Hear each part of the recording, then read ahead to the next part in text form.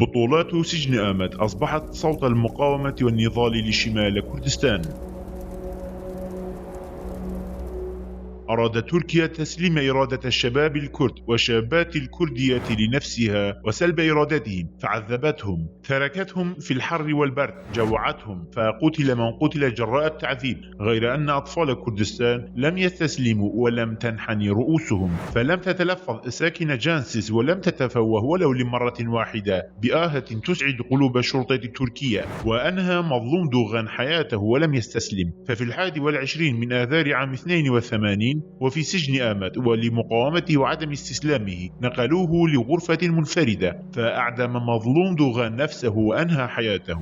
وكان رسالة دوغان هي نعم للموت لا للاستسلام، وهذه الرسالة أصبحت مثالا لرفاقه واحتذوا به. كمال بير ورغم كونه شابا تركيا غير أنه رفض أن يقرأ النشيد الوطني لدولة تركيا الذي يمجد استقلال تركيا، فبدأ هو ورفاقه بالاعتصام عن الأكل. ففي 15 من تموز عام 82 بدأ هو وعدد من رفاقه بصيام الموت، وبعد 55 يوما بدأ الموت يحصدهم. في 2 من أيلول توفي كمال بير، وفي 12 من نفس الشهر توفي محمد خيري دورموش، وفي 15 من أيلول التحق بهم آكيف يلماز، وكذلك في 17 من أيلول فارق أولتشيتشك الحياة. نعم نقلوهم للمستشفى غير أنهم امتنعوا عن التداوي وأخذ العلاج ولم يقبلوا به. خيري دورموش كان أحد القادة الإداريين الرئيسيين للبككة، وقبل أن يضحي بحياته من أجل كردستان، ومع أنه قدم تضحيات كبيرة لكردستان، يرى نفسه مدينا لكردستان ويقول اكتبوا على ضريحي أنا مدين لكردستان، على العكس من مقولة غير دورموش. ولكي يحافظ أوجلا على حياته ويحمي نفسه يقول للدولة التركية لو أعدمتموني آنذاك سيخدم موتي الكرد، ولن تستطيعوا آنذاك أن تواجهوا الكرد. وقد تحدث عبد الله أوجلا عن مقاومة هؤلاء الأبطال بهذه الكلمات.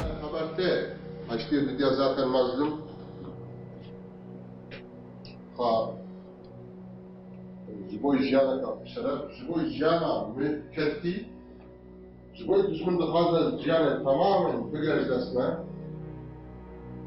barkadara kahramanın çekri o şehit ki. Droja Nevrozede zanın karar da yani. Üzerine de fazla şahs evanlar žane kaha, esti mügre,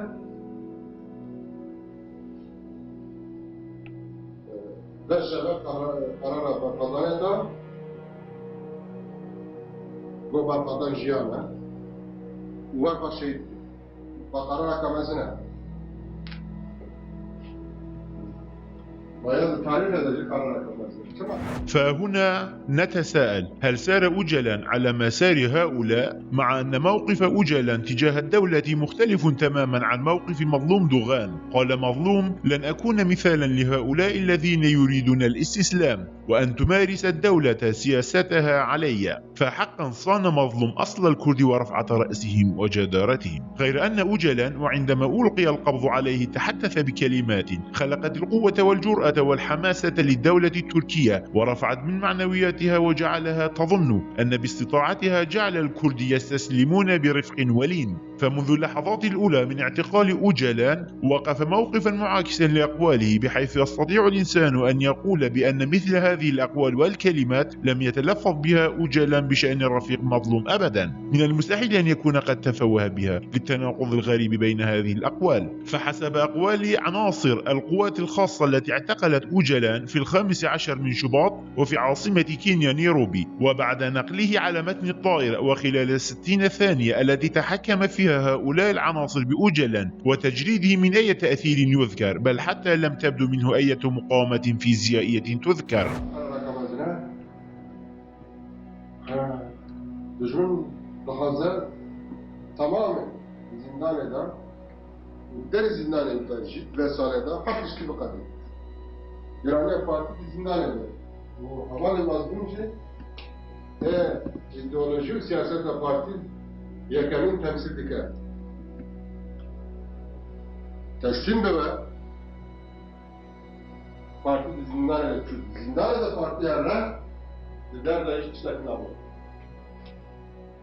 فهنا يتحدث آبو عن قرار رفيق مظلوم، ذلك القرار الذي وصفه بالتاريخ والعظيم، ومما لا شك فيه أنه كان بقصد التأثير على كوادر البككة لكي يقتدوا به في مقاومته ويكون مثالا لهم. وأوجلان الذي يعتبر قائدا وزعيما بنظر مؤيديه الآن، هذه الزعامة والقيادة التي اكتسبها على حساب مقاومة أبطال أمثال مظلوم، فلو لم يقاوموا مثل هذا النضال والمقاومة لما أصبح أوجلان القائد والزعيم أوجلان. فقد استغل أوجلان مقاومة هؤلاء الأبطال وبطولاتهم ومواقفهم الشجاعة والجريئة وتحدث عنها كثيرا، وجعل من تضحياتهم وبطولاتهم درجة يترفع بها بين أنصاره ومؤيديه. وفي الوقت نفسه عرف أوجلان أنه وبوجود أمثال هؤلاء المناضلين الأبطال والمضحين وتضحياتهم سيرتقي أوجلان ويبرز دوره، لأننا نعيش في منطقة شرق الأوسط التي بورك فيها الموت وتقدس. لهذا كان أوجلان في تربوياته يهتم بالجانب الفكري والشعوري في تربية وتثقيف كوادره، كان يحبب إليهم الموت، فكانت البككة تنظر إلى الموت والحياة كمقدسات. لهذا لم تكن كوادرها يقولون كيف سنعيش، بل كانوا يقولون كيف سنموت. والحق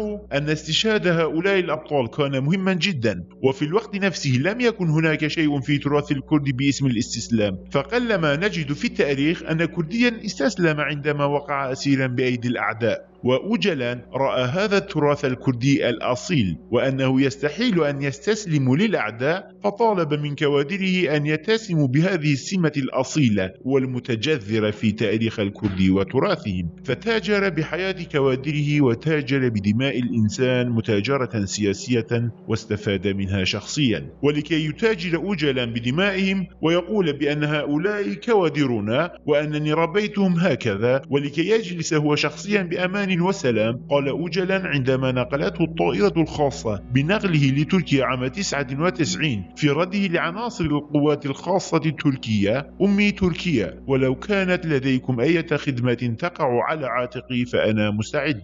عناصر القوة الخاصة فقط إجابتك لأسئلتنا خدمة لنا. ففي إجابتي أوجلان هاتين يتضح أن أوجلان قد استسلم للدولة منذ اللحظات الأولى من اعتقاله، وأنه لن يقاوم بأي شكل، على العكس تماما من موقف مظلوم الرافض بكل الأشكال لتسليم نفسه لإرادة الدولة التركية. ظلم işkence o kadar sorttu ki yani tahammül insan cenabı. Bu hava ciddileri sadan kiçu. Hatta hemen aktarılmış şen havalar bir kaslandı. Tabii mazlum da burada bile ki eğer çand rojadı bime kaç dersten sen. Zıbırda kararı ben kadan ettiler. Kadan jale hep karar akamasını. Bu sefer kararı roja Nevruz'da عشتي في الديانة والقهرمانيش نعمة ضرة لكن تشتي دماء تاريخك كما سنة دستيك كما سنة من السبب شعلتي تشتكوت الرياض مرنا بقول ترسكي راسك ترسكي بيترسكي هم جيانا بترس. أوجلان تحدث عن هذه المقاومات التاريخية للرفيق مظلوم، تحدث عنها وكأن تاريخ الكردي يخلو من مثل هذه الشخصيات البطولية، وأن لا أحد قاوم مثل هذه المقاومة، وكأنها مقاومة من نوع جديد، وأنه ينبغي على الكل أن يقاوم مثل مظلوم. وموقف أوجلان هذا كان موقفا تضليليا ومخادعا، فتاريخ الكرد مليء بمثل هذه المواقف البطولية والمتسمة بالمقاومة. فأوجلان يريد إرسال رسالة مفادها أن المقاومة وعدم استسلام الكرد المتأصلة فيه منذ آلاف السنين وكأنها ملكه ومنه بدأت، وكأن الكرد لم يكونوا يعرفون معنى المقاومة فيما مضى من الزمان، وأن المقاومة بدأت بهم، غير أنه ومرة أخرى يقف أجلا على التضاد من قوله هذا، وعند اعتقاله يغاير أقواله تماما ويقول: أقول بملء إرادتي أحب تركيا كثيرا، وأحب القومية التركية، وأحب الشعب الكردي أيضا، فلو كان بالإمكان وسنحت لي الفرصة فأستطيع خدمتكم. فهنا يفرض سؤال مهم ألا وهو: لماذا استسلم آبو بهذه السرعة؟ لماذا استسلم حتى من غير أن يتلقى صفعة على خده؟ يستسلم وتسلب إرادته ويقول بصدد شهادة الشهيد المظلوم: جيانا سختكاري جيانا بجمن خاص سرمدا حاكمك بيتسكر درسكر محاكرة فرقو سردامش ما هو يسر زمان.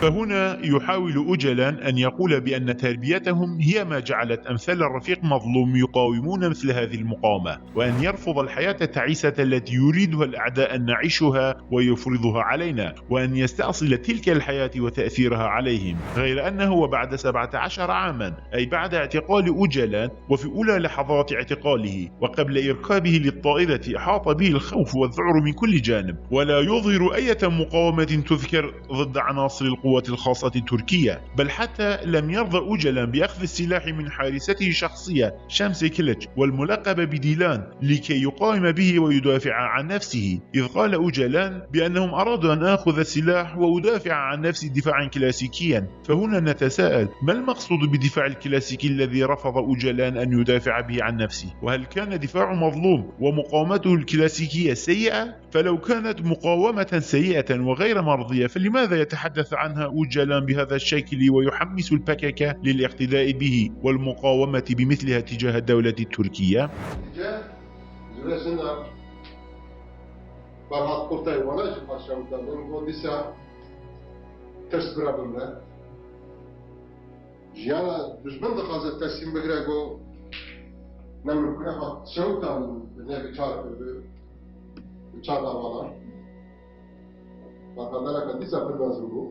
وقد عد آبو حرق فرهاد كورتاي وثلاثة من رفاقه نجم أونار، أشرف آنيك ومحمود زنجين لأنفسهم في سجن آمد يوم 18 من أيار عام 82 خبرا عظيما. فلننظر إلى من قاله فرهاد كورتاي عندما أحرق نفسه ولنقارنه بما قاله آبو عند اعتقاله. انتظر فرهاد كورتاي وثلاثة من رفاقه حتى نام أصحابهم في السجن، وبعدها قاموا بحرق أنفسهم، وعندما استيقظ السجناء وحاولوا إطفاء النار من على أجسادهم مع حراس السجن، يقول فرهاد: من يطفئ نارنا فهو خائن لكردستان. فقد سجل هو ورفاقه أعظم أسطر المقاومة والبطولة في صفحة التاريخ، فيعلم آبو بالأمر ويروي قصتهم لكوادر البكك مرات ومرات، غير أنه عند اعتقال أجلان فماذا يقول هو؟ يقول آبو: أنا مستعد لخدمة الدولة التركية. ما الذي يحدث؟ فأين ذهبت المقاومة التي كان لطالما يتحدث عنها آبو، وكان يقول بأنه من الضروري أن يقتدي الكل بهؤلاء الشهداء ويجعلهم مثالا يقتدى بهم؟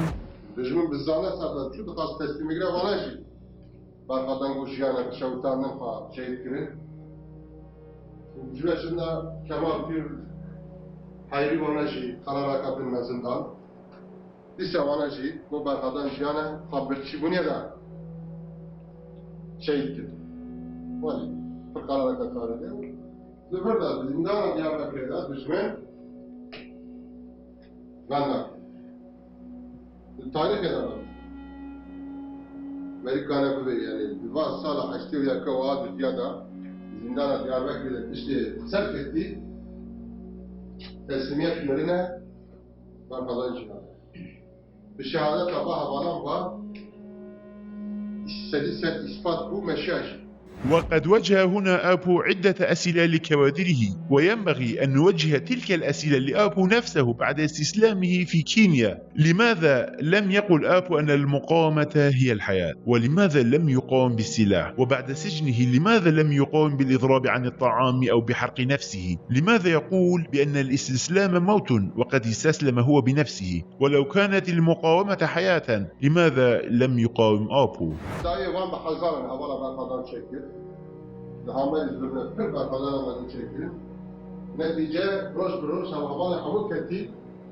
كي كاتنا خطة بالقضانة خطة جيانة وحكمة دجمن شران حكمة دجمن شران دجمن حتى بالو جهزوز كي ما يكرت كريه بن هردية ساجي باتون كريه فقط دجمن غادي يتجاب كل بوبا باتونا قالشي تيدا بالبايتيانو داركات.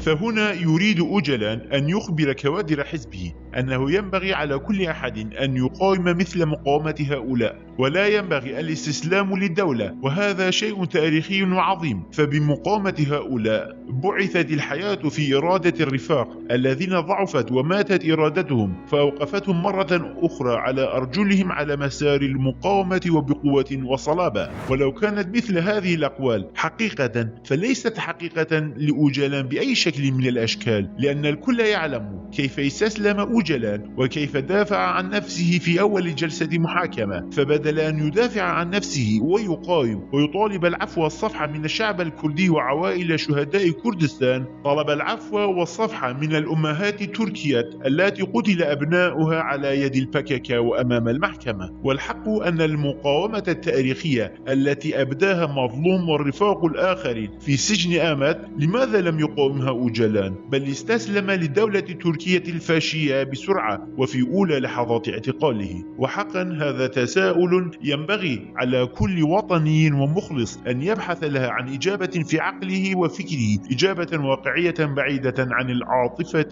الحزبية.